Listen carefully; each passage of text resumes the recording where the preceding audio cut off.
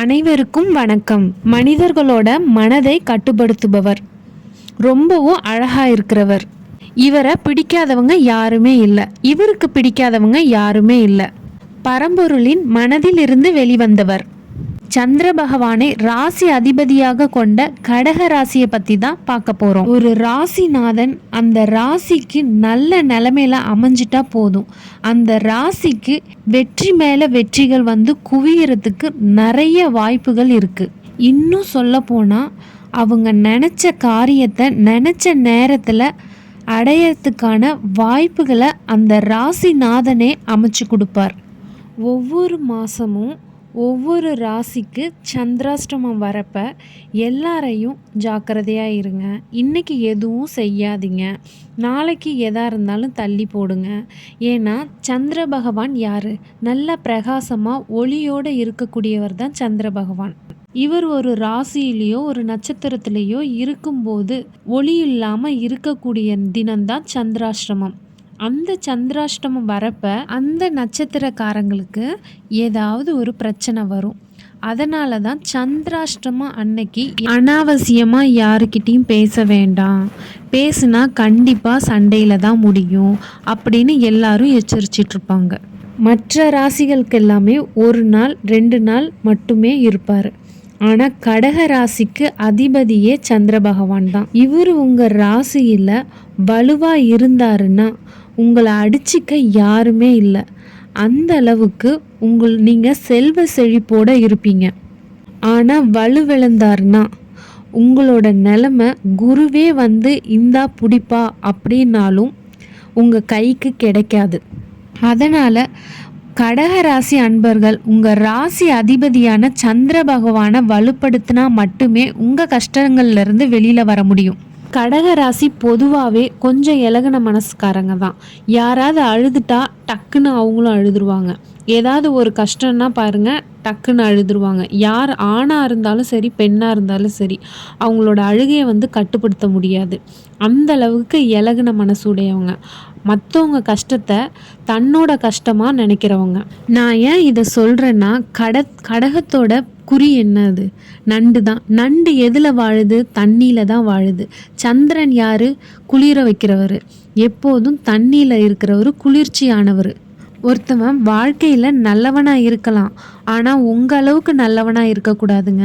ஏன்னா உங்களோட லைஃப்பில் நிறைய விஷயங்களை விட்டு கொடுத்துருக்கீங்க. விட்டு கொடுத்ததுனால நிறைய தோல்விகளை சந்திச்சிருக்கிறீங்க. இந்த தோல்வி உங்கள் லைஃப்பையே புரட்டி போடுற அளவுக்கு கொண்டு வந்து விட்டுருச்சுங்க. இனி என்ன பண்ண போகிறோன்றது தெரியாமல் முழிச்சிக்கிட்டு இருக்கீங்க. ஆனால் என்னதான் கஷ்டங்கள் வந்தாலும் உங்கள் முயற்சிகளை நீங்கள் கைவிடுறதா இல்லைங்க. முயற்சி செஞ்சுக்கிட்டே இருக்கிறீங்க. கடவுள் மேலே பாரத்தை போட்டுட்டு செஞ்சுக்கிட்டு இருக்கீங்கங்க. ஆனால் உங்களை சுற்றி இருக்கிறவங்க உங்களை முன்னேற விட மாட்டேங்கிறாங்க. உங்கள் லைஃப்பில் நிறைய கண்திருஷ்டி இருக்குங்க. முதல்ல அதற்கு என்ன வழின்றதை பாருங்கள். இந்த கண்திருஷ்டியாலையும் அடுத்தவங்களோட, அதாவது அடுத்தவங்கன்றது உங்கள் சொந்தக்காரங்களாகவும் இருக்கலாங்க. ஏன்னா அந்த அளவுக்கு நீங்கள் அழியணும்னு நினைக்கிறதுல அவங்களும் ஒருத்தவங்களாக இருக்காங்க. நீங்கள் ஒரு படி முன்னேறினா 4 படி சறுக்கிடுறீங்க.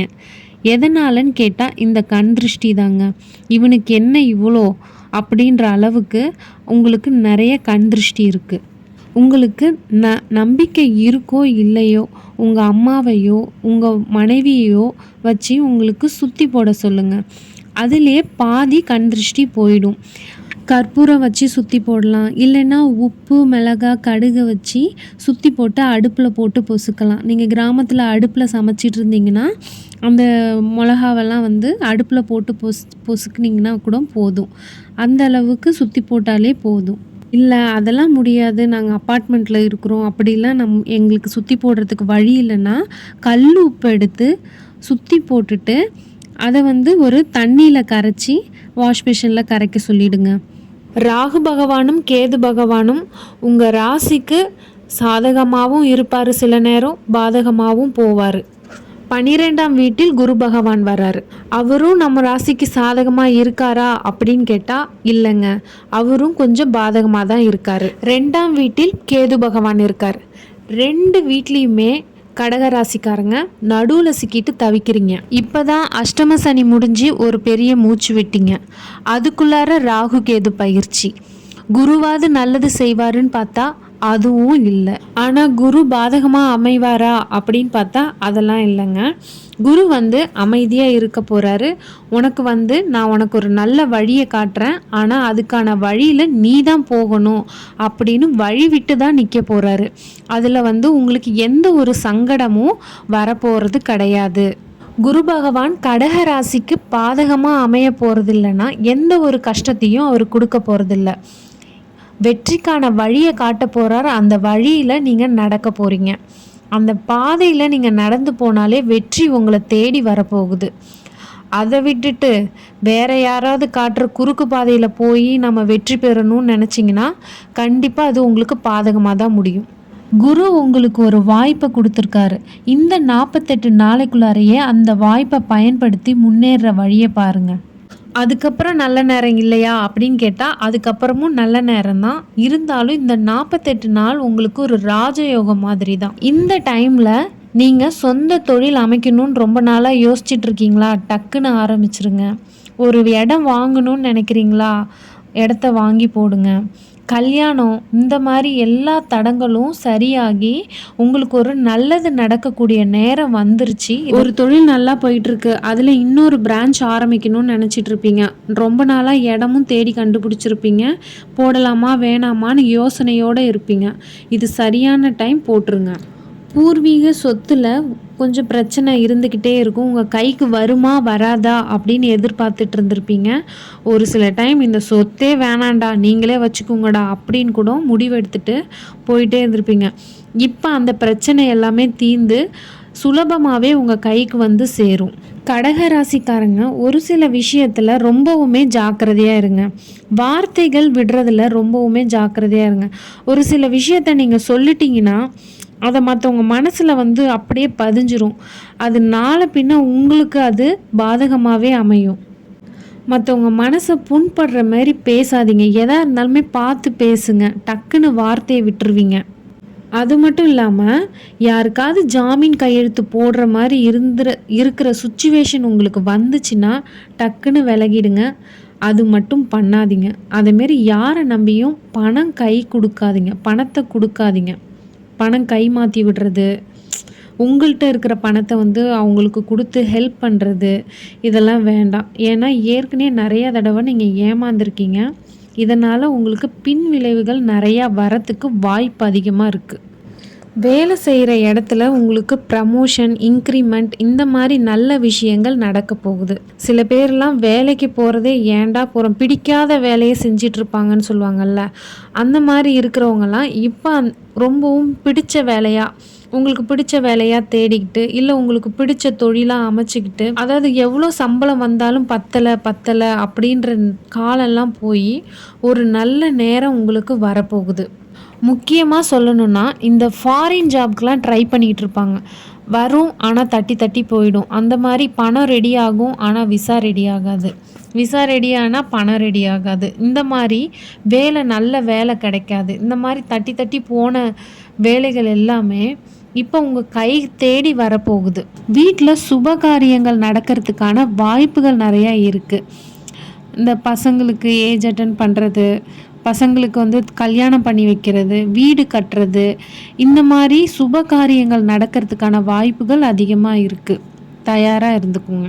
மெயினாக சொல்லணுன்னா நல்ல நேரம் வந்துருச்சு அப்படின்னா பணப்புழக்கம் அதிகமாக உங்ககிட்ட வரப்போகுதுன்னு தான் அர்த்தம்.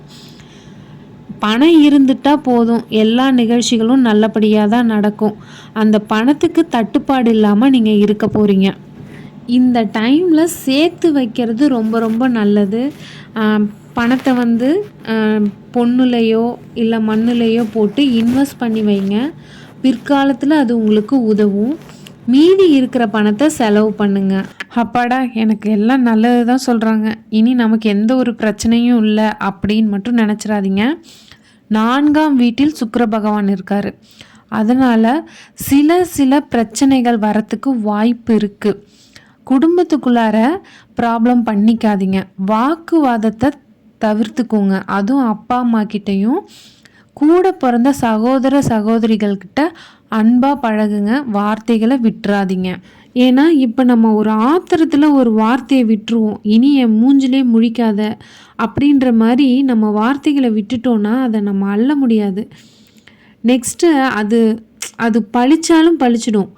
அடுத்த முறை அவங்கள நம்மளால் பார்க்க முடியுமோ முடியாதோ அப்படின்ற மாதிரி போயிடும். அதனால் வார்த்தைகளில் கவனமாக இருங்க. கடகராசிக்கு பண பற்றாக்குறை இல்லைனாலுமே வருமானத்தில் எந்த ஒரு தடையும் இருக்காது. தொழிலில் முன்னேற்றம், வீடு வாங்கல் பிரச்சனை, இந்த மாதிரி எல்லாத்துலேயுமே ஒரு முன்னேற்றம் இருக்கும். ஆனால் ரிலேஷன்ஷிப்குள்ளார ப்ராப்ளம் இருக்கும். ஹஸ்பண்ட் அண்ட் ஒய்ஃப்குள்ளார ப்ராப்ளம் இருக்கும், அண்ணன் தங்கச்சிக்குள்ளார ப்ராப்ளம் இருக்கும், அக்கா தம்பிக்குள்ளார ப்ராப்ளம் இருக்கும், அப்பா அம்மா கூடவே தகராறு பண்ணுறதுக்கு வாய்ப்புகள் அதிகமாக இருக்குது. அப்புறம் பின்னாடி ஃபீல் பண்ணாதீங்க. இதெல்லாம் பார்த்துட்டு நீங்கள் வார்த்தைகளை விடுங்க. இதெல்லாம் உங்களுக்கு ஒரு முன்னெச்சரிக்கை மாதிரி தான். நம்ம நல்லாயிருக்கோம், இனி எந்த ப்ராப்ளமும் இல்லை, நம்மள்ட்ட பணம் இருக்குது அப்படின்னு மட்டும் யோசிச்சிடாதீங்க. நாளைக்கு சொந்த பந்தங்களும் அவசியம். குரு பகவான் துணையில் இந்த ஆனி மாதம் கடக ராசிக்கு ரொம்பவும் சூப்பராக அமைஞ்சிருக்கு. இதை நல்ல வகையில் பயன்படுத்திக்கோங்க. இன்று கடக ராசிக்கான ஆனி மாத பலன்களை பார்த்தோம். மீண்டும் அடுத்த ராசிக்கான பலன்களை பார்க்கலாம். அதுவரை உங்களிடமிருந்து விடைபெறுவது உங்கள் விஷ்ணு ஜோதிடம். வாழ்க வளமுடன்.